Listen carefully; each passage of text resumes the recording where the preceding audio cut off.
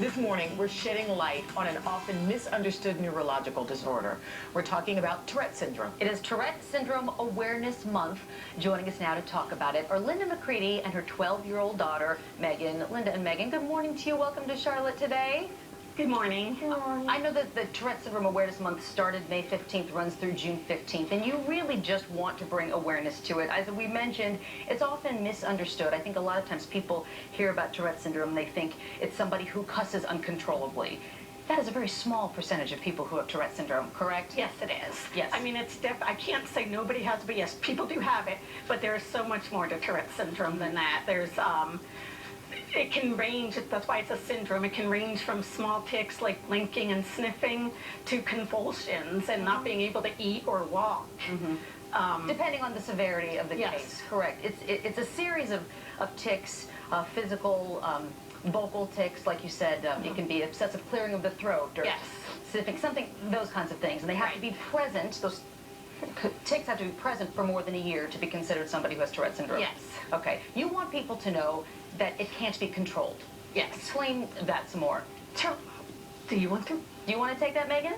Since you're the one who has Tourette's Syndrome? Go for it. Well, I would just really like people to know that it's not just a cussing disorder, like you said, and that we can't control it, and to not judge us because of it, because we're just like anybody else.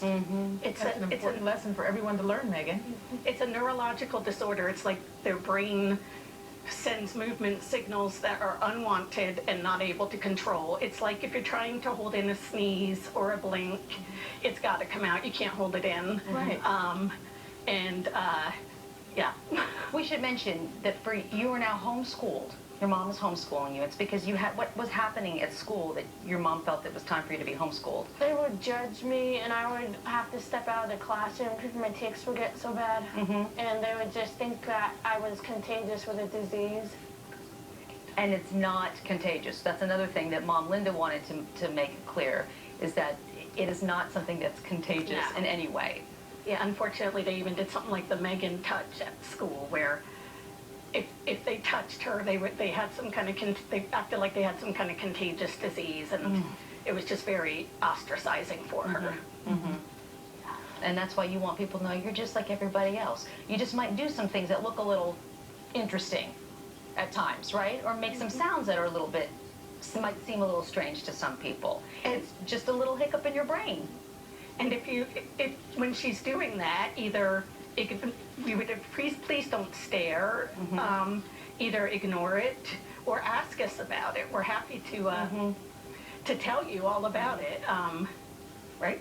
I think, but doesn't it help when you know what it is and you've got the words? You'd rather people ask than stare and think, well, what's wrong with you? Why do you do that? You'd rather people just ask you and then you can explain it, right? I have Tourette's Syndrome, and I know a lot of people are probably surprised to hear that. I talked about it publicly.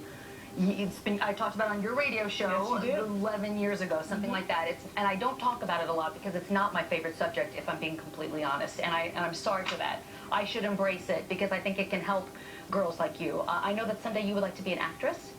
Well, honey, let me tell you, when I was your age and I was 12 years old and I couldn't control my tics at all, and I did all kinds of crazy things with my face.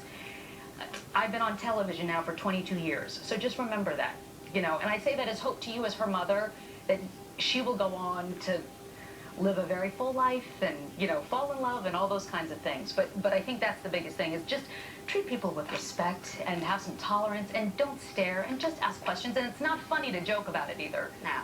It's not okay. No, it's not. That's a popular thing on Facebook, is those, what is it, memes that talk about, I have Tourette's because I'm cussing. It's not funny. And I remember every time everyone's ever made a Tourette's joke, and I will, because of you, I will be bolder now. I will speak up and say, hey, you know what, that's not funny. Don't do that. Don't do that. Thank you for being here. I know you're taking part in a Tourette's Syndrome Awareness Walk. You can go to the Tourette's TSA. TSA-USA.org. She's wearing it.